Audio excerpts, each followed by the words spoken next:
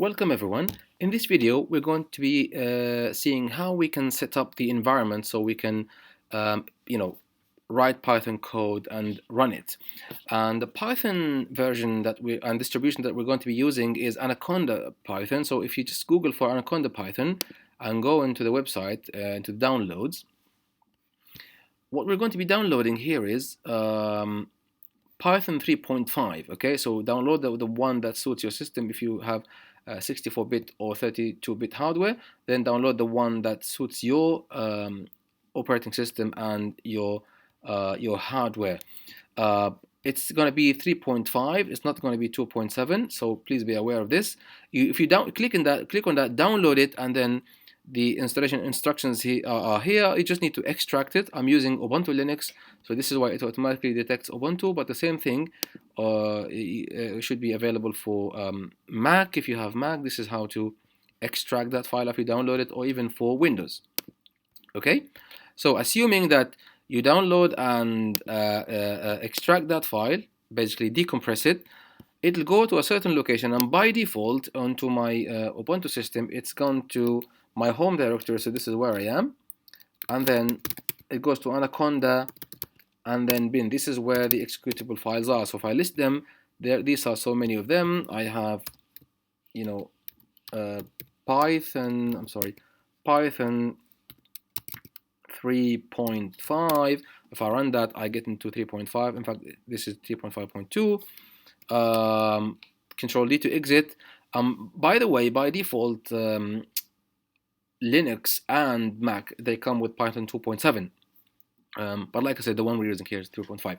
So after you've extracted that, inside this bin directory, of course, you can set up the environment variables and the path to be able to do the executables automatically from anywhere in your system, but I've not done that. What I can do here is I can, run Jupyter. So if I do Jupyter Notebook, notice the command. If I hit enter, it'll run the Jupyter server, and then it opens up this interface, and then here I can create a new Python notebook, Python 3, and I can immediately start coding. So I can say, for example, print, hello world. Do shift enter to run that, and I can see the result here. Okay. Another way is, let me do Control Z and then send it to the background. Another way is to run Spyder IDE. The Spyder IDE is also a great environment to run Python code, and you can do interactive Python, IPython there as well. Most, if not all, of my videos will be using Jupyter Notebooks, but the same thing can be done in Spyder or in any Python IDE. Okay, any Python tool that can help you write code. This is code that I've written, and you will see this in the coming videos. But let's say we're importing a package called NumPy. You will see this in the coming videos.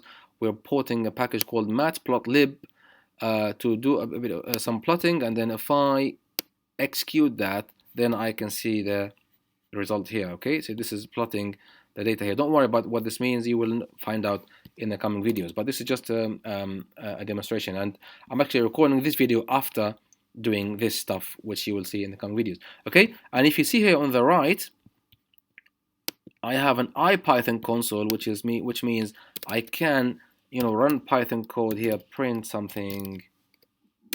I notice I get the tooltip, the help as well. I can pass it, for example, hi, hit enter, and it prints out hi. So this is IPython console, as you can see. So wherever you want to run your code, you wanted to use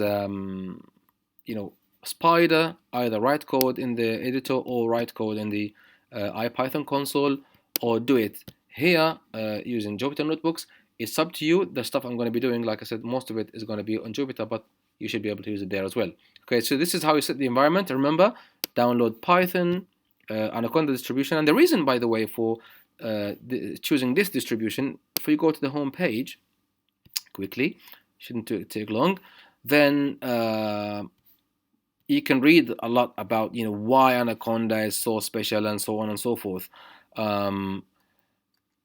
But Anaconda is so nice and powerful that it makes our life easier, and it comes already with a large number of packages that we can use. So here it says, for example, it includes more than 720 Python open source packages, okay, and even some essential R packages as well. So it's a powerful combination of packages that comes all in one package. It's very nice. That's why I recommend using it. Okay, so this is how to set up the environment. Use Spyder or Jupyter. It's up to you, but let's stop here and begin coding in the next video. Thanks for watching.